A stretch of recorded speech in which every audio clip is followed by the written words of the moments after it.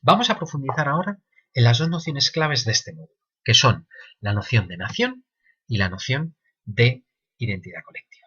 Como muy bien nos ha recordado Jordi Cussó en el vídeo que acabamos de ver, es muy importante distinguir entre nación e identidad colectiva.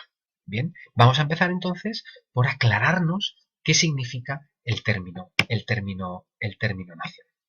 Bien, para ello, lo primero que nos podemos plantear es precisamente la definición etimológica de nación, que viene del latín nascor, y nascor quiere decir lugar de nacimiento. Por tanto, en el significado etimológico del término nación nos encontramos la referencia al lugar en el que uno nace, que de alguna manera es algo que uno no elige. Uno ha nacido en España, uno ha nacido en Bolivia, uno ha nacido en México, y es de ese lugar. Luego, nación inicialmente designa al natural, al nacional, precisamente al que ha nacido en un determinado lugar. Bien, encontramos un uso, por ejemplo, de este término de nación como el lugar de nacimiento en las universidades medievales.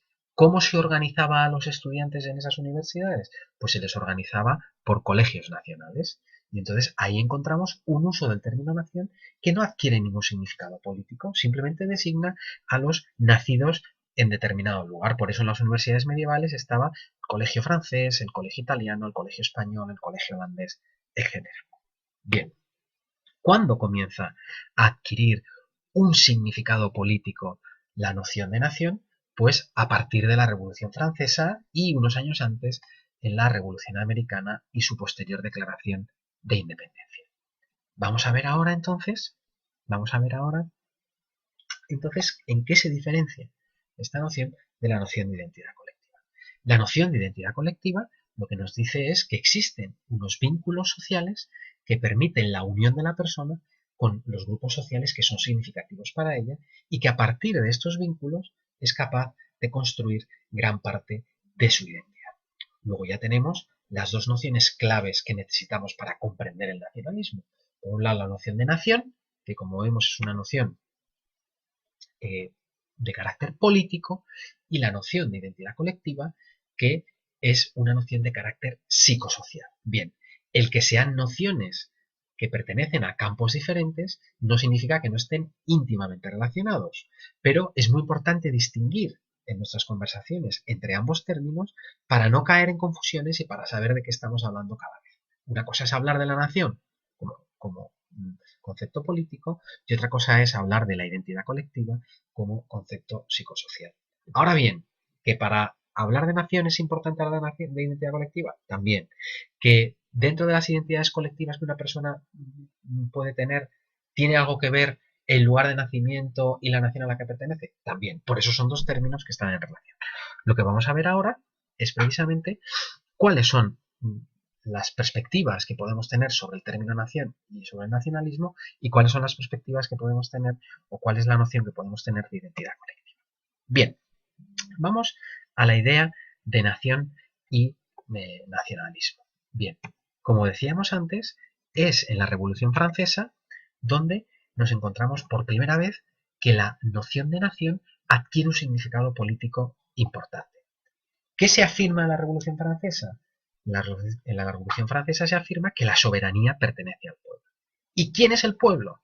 Bien, esta es una pregunta decisiva, porque cuando la Revolución Francesa alcanza el poder, se tiene que preguntar quién es ese pueblo soberano que va a constituir ahora una nueva forma de vida social, una nueva forma de vida política que vamos a llamar precisamente la República Francesa. ¿Quién es ese pueblo soberano? ¿Cómo localizar a ese pueblo soberano? ¿Quiénes son los que conforman ese pueblo soberano? Bien, pues para poder dar respuesta a esta cuestión va a surgir precisamente la noción de nación y esa noción de nación va a adquirir ahora un significado político diferente al que tenía antes de la Revolución Francesa. Y ahí nos vamos a dar cuenta que existen dos maneras de entender nación en este momento. Uno es el que llamamos nación republicana, que lo podemos definir como las estructuras jurídicas que rigen para una determinada comunidad política. Ahora bien, esta noción, que es la que da lugar a las formas republicanas de gobierno y de formación del Estado, tiene dos problemas. Un problema interno que trata de responder a la pregunta cómo lograr la cohesión social de los ciudadanos que pertenecen a esa nación republicana.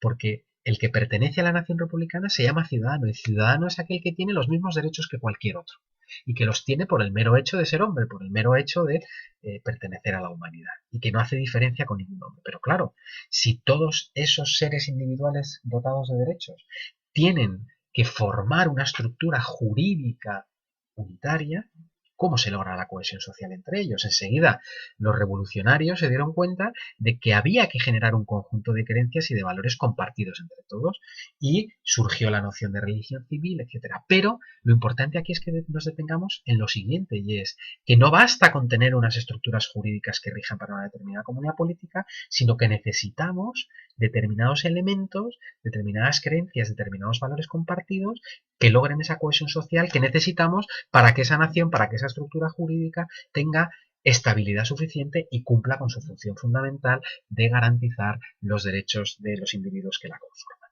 Bien, pero también tiene un problema externo, y es que como lo que define la pertenencia a la nación es la condición de ciudadano, pues nos tenemos que preguntar cuáles son los límites y fronteras de esta república. Y la respuesta que en la Revolución Francesa se va a dar a esta cuestión va a ser una respuesta no poco problemática, que es la lengua francesa. Es decir, es decir, todos aquellos que hablen francés podrán pertenecer a esta comunidad política que es la nación republicana. Bien, esta idea en Francia continúa hasta nuestros días, pero evidentemente la noción de nación republicana no puede resolver por sí misma estos problemas, y por eso en la Alemania de ese momento, en la Alemania del siglo XIX, va a surgir una noción de nación cultural que es la que solemos tener en mente cuando hablamos de nacionalismo. Bien, y esta nación cultural se define como la vida de los pueblos y comunidades que tienen una serie de peculiaridades propias. Es decir, existen pueblos, existen comunidades que tienen unas peculiaridades propias que se pueden definir a partir de la lengua, y que precisamente porque las comunidades se distinguen entre sí por la lengua que tiene, esa lengua es un potente cohesionador grupal. Pero no solamente porque todo el mundo hable la misma lengua, sino porque en las lenguas se recogen visiones del mundo, es decir, modos de enfrentar la realidad diferentes dependiendo de la lengua. La lengua además preexiste a los sujetos individuales se encuentran ya hablando un determinado idioma que los vincula con otros seres que hablan el mismo idioma, y además la lengua, eso lo sabemos, genera sentido y genera pertenencia. Bien, el otro elemento que configura ese carácter cultural de una nación y que ayuda a esa cohesión social que necesita la noción de nación republicana es el derecho consuetudinario, es decir, el derecho acostumbrado de un determinado pueblo o de una determinada comunidad política. Bien, el derecho consuetudinario recoge costumbres y prácticas que ya las comunidades, que ya los pueblos tienen, antes incluso de que se constituya para ellos una estructura jurídica abstracta como la de la nación republicana. Esas costumbres, esas prácticas que generan un derecho determinado, hay que tenerlas en cuenta a la hora de generar esa cohesión social que necesitamos para que esa estructura jurídica se mantenga, sea estable y garantice y cumpla con sus funciones. Al mismo tiempo, el derecho consuetudinario es expresivo de un sentido común compartido. Bien, esto es, diríamos, la doble noción de nación que nos encontramos en el primer proceso de nacionalismo, que es el propio del siglo XIX. Pero estos dos conceptos se han mantenido a lo largo del siglo XX también, y han ido configurando las distintas maneras que tenemos de entender la nación actualmente. Pero eso no obsta para que nosotros tratemos de entender cuáles son las perspectivas actuales sobre el nacionalismo. Y distinguimos tres modos de afrontar la nación y el nacionalismo en nuestro mundo. Tres modos teóricos, evidentemente, pero que nos pueden ayudar a comprender mejor de qué va el nacionalismo, de qué hablamos cuando hablamos de nacionalismo, y así diríamos mantener unas conversaciones, unas disputas, unos argumentos sobre esta cuestión que partan de un uso claro de los conceptos. Bien, la primera es entender la nación como la comunidad política imaginada, inherentemente limitada y soberana de Benedict Anderson, un teórico contemporáneo de este asunto. Bien, la nación es una comunidad porque se concibe en ella un compañerismo profundo y horizontal. Es imaginada, según este autor, porque los miembros no se conocen entre ellos todos en el encuentro cara a cara, pero sin embargo en todos ellos vive de alguna manera la imagen de comunión entre ellos. Es al mismo tiempo una comunidad limitada porque tiene fronteras finitas más allá de las cuales están los otros, es decir, los que no pertenecen a esta nación, y es soberana porque la nación es el pueblo legítimo. Evidentemente el nacionalismo es la defensa de una comunidad política de estas características. Bien, tenemos otro modo de entender la nación y el nacionalismo que tiene asociado, que es entenderla como un principio político, un sentimiento y un movimiento. Esta es la perspectiva de Ernest Gellner, que es el teórico más importante sobre el nacionalismo en el siglo XX. Bien, que la nación sea un principio político significa que hay una afirmación fundamental en la noción de nación y en el nacionalismo que, diríamos, se convierte en el vehículo de esa idea de nación. Y es la afirmación de que lo político, es decir, lo político es alcanzar el poder, constituirse como Estado, etcétera. Y la unidad nacional puede ser precisamente ese conjunto de costumbres, de prácticas, esa lengua compartida, ese territorio en el que se está establecido históricamente, etcétera. Bien, pues que lo político y la unidad nacional deben ser congruentes. ¿Bien? Cuando este principio político funciona, es cuando nos encontramos ante una nación constituida o, en su caso, podría convertirse en una nación constituyente, es decir, una nación que aspira a que esa congruencia se convierta en un principio político determinado. Bien, pero también la nación es un sentimiento, ¿vale? Y el sentimiento uno lo vive cuando se enfada porque ese principio político se viola de alguna manera por los agentes que sean, ya sea internamente o externamente, y como satisfacción cuando ese sentimiento se cumple. Bien.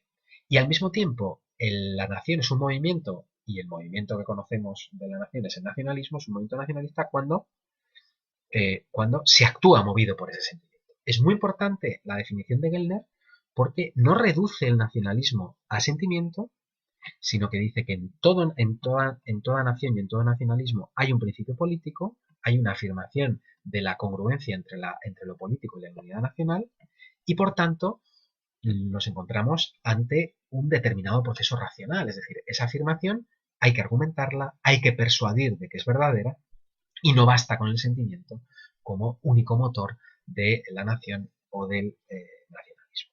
Bien, y la tercera perspectiva que queríamos destacar es la de Clifford Geertz, que es un antropólogo cultural del siglo XX, que afirma que la nación es aquello que está formado por vínculos primordiales que dotan de sentido a la existencia. Geertz logra esta definición estudiando los movimientos postcoloniales en el África subsahariana, ¿eh?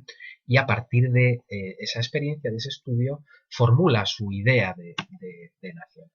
Y se da cuenta, según él, que la nación no es una construcción política, que la nación preexiste a la constitución política de un Estado y que la nación está formada precisamente por esos vínculos primordiales que están al servicio de dar sentido a la existencia de los individuos. Como vemos, en esta noción nos damos cuenta de que se funden la noción política de nación con la noción psicosocial de identidad colectiva. Bien, dicho esto, nos podemos centrar ahora en observar, en definir la noción de identidad colectiva que la distinguimos de la de nación. Bien, pues la identidad colectiva se define como el vínculo psicológico que permite la unión de la persona con su grupo. Por eso hemos insistido en que la noción de identidad colectiva es una noción psicosocial.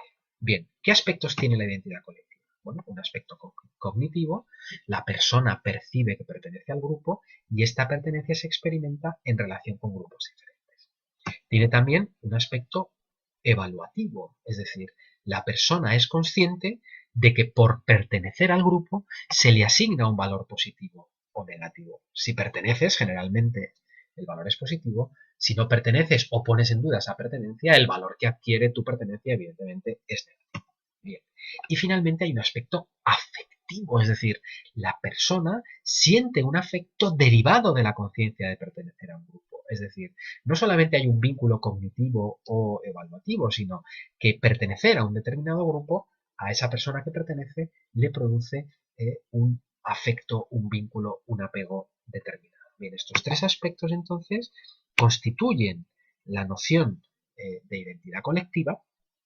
Y es muy importante darnos cuenta ahora de que nuestro mundo, el mundo en el que nosotros vivimos, o la mayor parte de los seres humanos viven, es un mundo marcado por la modernidad, incluso algunos dicen por la posmodernidad o por la globalización. Es decir, muchos vivimos en sociedades plurales.